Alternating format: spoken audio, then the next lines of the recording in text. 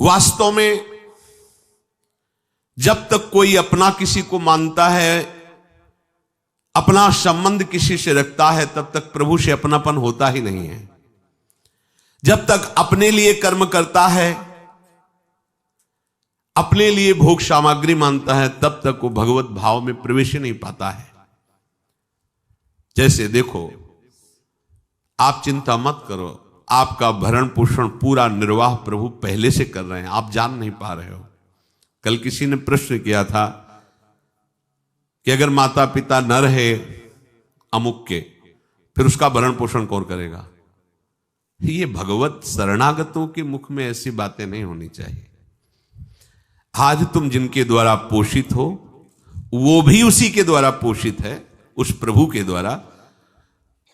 आज तुम्हारी वो रक्षा कर रहा है, लेकिन तुम किसी को अपना माने इसलिए समझ नहीं पा रहे हो। कल वही तुम्हारी रक्षा करेगा, वही भरण पोषण करेगा। व्यर्थ में चिंता मत करो। ये चिंता तभी होती है जब चिंतामणि श्री स्वामिनी जी के चरणों से आपने संबंध नहीं स्वीकार किया है। चिंता करने की जरूरत नहीं है। अपने जीवन से हम जानते हैं। हम अपना उदाहरण इसलिए देते हैं कि अपने हृदय की बात हम आपको बता सकते हैं। एक आदमी भी पानी देने के लिए नहीं था। अगर हमें औषधि चाहिए तो मुझे पैसा मांगना पड़ेगा। जो माने हुए अपने को हैं धनी, और उनके पास जाके निवेदन करना होगा। लगता था आगे क्या होगा। ज्यादा वर्षों की बात नहीं, 14 वर्ष 15 वर्ष पहले की बात। अगर हम मांगने गए तो उधर पोषण के लिए रोटी है, नहीं तो नहीं है। हम पानी उठा के पिए तो है, नहीं तो नहीं है। दवा लेने के लिए पैसा मांगने गए तो है, नहीं तो नहीं है। कल के लिए विचार कभी आते थे कि क्या होगा जब हम उठ नहीं पाएंगे, जब हमारी किडनी इस स्तर की हो जाएगी, तब क्या होगा, क्या होगा। अंदर से अरे शरीर छोड़कर प्रभु के पास जाएंगे और क्या होगा। इसीलिए तो हम भगवत मार्ग में हैं। प्रभु से मिलन के लिए चिंता क्यों करते हो? एक प्रश्न उठता है जीवत्व को लेकर, व्यवहार को लेकर के। लेकिन आराध्य देव की कैसी कृपा, कैसी लीला। प्यार करने वाले, सेवा करने वाले, सेवा की शौन व्यवस्था जैसे आकाश से गिरती ना, ऐसे गिरी है, ऐसे गिरी है। ये कोई न सोचे हम वृंदावन वास कर रहे हैं, बुढ़ापे में हमारी कौन सेवा करेगा, हमारी कौन व्यवस्था करेगा। हम अपने हृदय की बात कह रहे हैं। आगे आगे जैसी आवश्यकता हुई, वो इसलिए दिखाया कि तुम्हारी ये स्थिति है और हमारी कृपा की ये स्थिति है। दोनों पार्ट दिखा दिए। तुम्हारी सामर्थ्य ये है और मेरी सामर्थ्य का एक इशारा ये है। हमारी व्यवस्था घूमती है।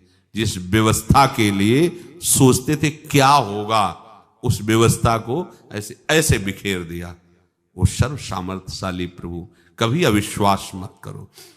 नाड़ियों में रक्त प्रवाह, शरीर का बालक से जवान हो जाना, श्वासों का आना जाना, भोजन का पचना, ये क्रियाएं तुमसे हो रही क्या?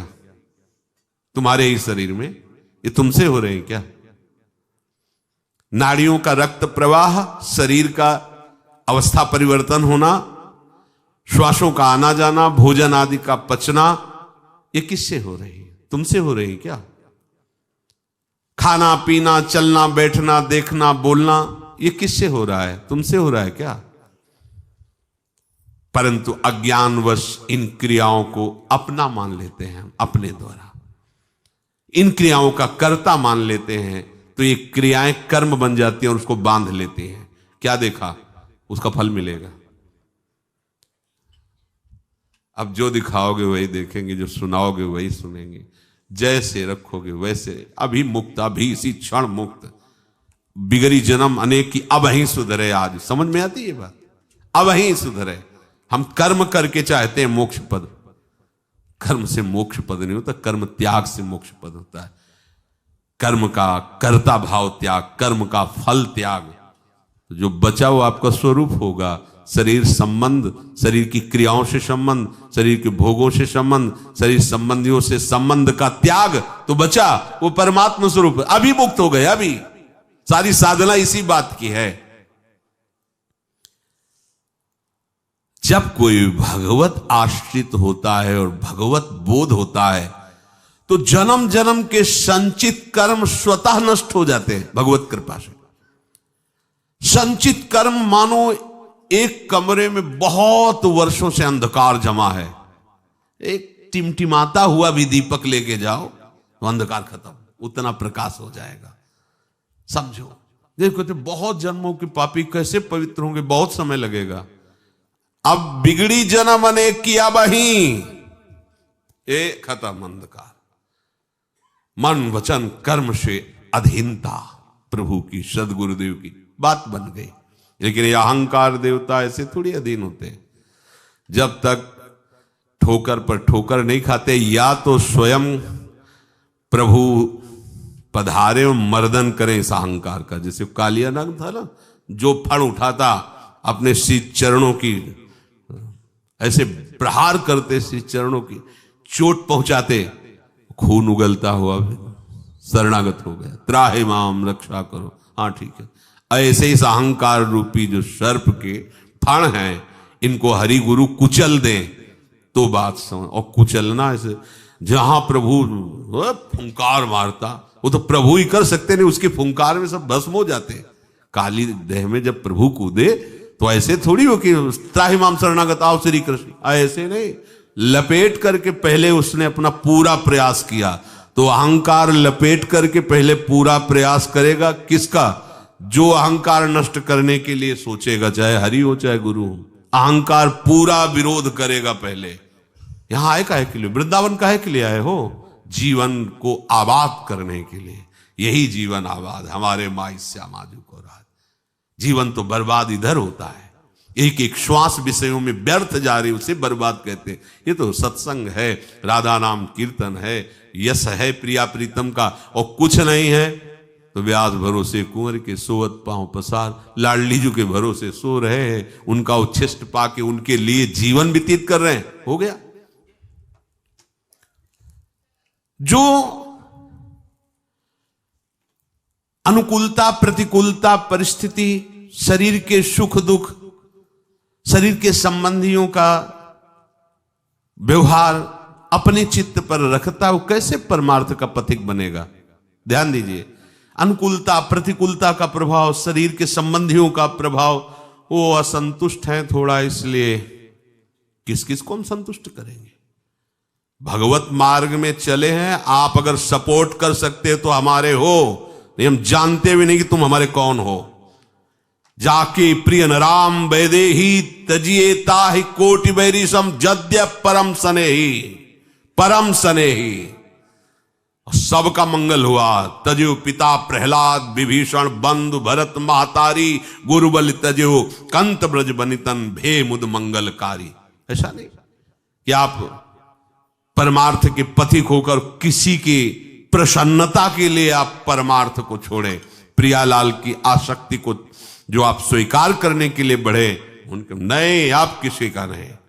अगर आप हमारे स्नेह संबंधी हो तो मेरे प्राण प्रीतम से मिलने का सहयोग कीजिए, अगर नहीं तो तजिए ताहि कोटि बैरिशम जद्य परम सने। इस मार्ग के पथिक में गुंजाइश नहीं होती, किसी के आंसुओं पर, किसी की धमकी पर ये मार्ग नहीं रुकता। ये मार्ग केवल हृदय की उत्साह संपन्न वृत्ति से भगवत मार्ग को स्वीकार किया जाता है। अब जो होगा देखा जाएगा। तो ये मार्ग अपने जो आराध्य देव का बल प्राप्त हुआ, उसके बल से चला जाए। आप लोगों को तो उपदेश मिल रहा है, सुविधा मिल रही, सपोर्ट मिल रहा है, कोई सपोर्ट नहीं। 13 वर्ष की अवस्था, कोई बस वही एक भगवान का बल, उन्हीं का निश्चय, हर जगह सावधान। नई अवस्था थी, कहीं कहीं कोई फंसाव नहीं, सीधे निकल। गंगा की धारा जैसे प्रवाहित होती है, ऐसे जीवन की धारा उन्हीं के चरणों में। अब वृंदावन आ गए। प्रतिकूलता, तिरस्कार, अपमान, क्लेश, ये जीवन का हमारा लक्ष्य है। यही हमारे लक्ष्य की पूर्ति कराएगा। कल इन लोगों से बता रहे थे, देखो अभी सर्दी नहीं आई, श्री जी ने आप सबकी व्यवस्थाएं कर दी। हम अपनी आपको बताते हैं, कई कई कभी कभी जब ज्यादा सर्दी होती तो पास के आश्रमों में जाते तो देखते थे सब अपने अपने कंबल लिए ओढ़े, कोई पूछता भी नहीं था कि पता नहीं कंबल उड़ा दे रात में लेके भाग जाए तो। ऐसी कांपते हुए शरीर ठंडी करती, फिर निश्चय किया ओढ़ना ही नहीं, हमें आश्रय ही नहीं लेना इसका। और भगवत कृपा से कभी जुखाम या बुखार भी नहीं आया। भीषण सर्दी ऐसे सहते हुए आपके अंदर सब सामर्थ्य है। रहीमन बहु भेषज करत ब्याध न छाणत साथ, खग मृग बसत अरोग बन हरि अनाथ के।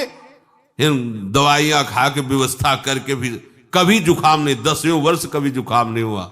भीषण सर्दी गर्मी बरसात हर ऋतु को वो शरीर सामर्थ्यशाली हो, भगवान वैसी कृपा करते हैं। ये परमार्थ के पथिक की ये बातें हमारी समझ में नहीं आती। अन्य आश्रय व्यवस्था का गुलाम, ये समझ में नहीं आता। तुम भगवत प्राप्ति के लिए निकले हो, संबंध जीव के ते बनाए हुए हो। न शरीर से संबंध विच्छेद, न भोगों से संबंध विच्छेद, न परिवार से संबंध विच्छेद। चना एक बार भुन जाए फिर निश्चिंत हो गए। उसे खेत में बो दो, खूब खाद लगाओ, अंकुरण नहीं होगा। एक बार तो भुनने दो इसे, एक बार तो आग में जलने दो इसे, एक बार तो वासनाएं भस्म होने दो। शुरुआत में ही तुम वही सिद्धावस्था धारण कर लोगे तो कैसे बात बनेगी। अनुकूल प्रतिकूल परिस्थिति साधक को सुखी दुखी नहीं करती। जो भगवत मार्ग का पथिक होता है, एकमात्र उसका लक्ष्य होता है भगवत प्राप्ति। तो ऐसे उपासक के संचित प्रारब्ध क्रिमाण ये सब भस्म हो जाते हैं, कर्मों से उसका कोई संबंध नहीं रह जाता, वो जीते जी जीवन मुक्त हो जाता है। शेष चर्चा की श्री राधा वल्लभ लाल।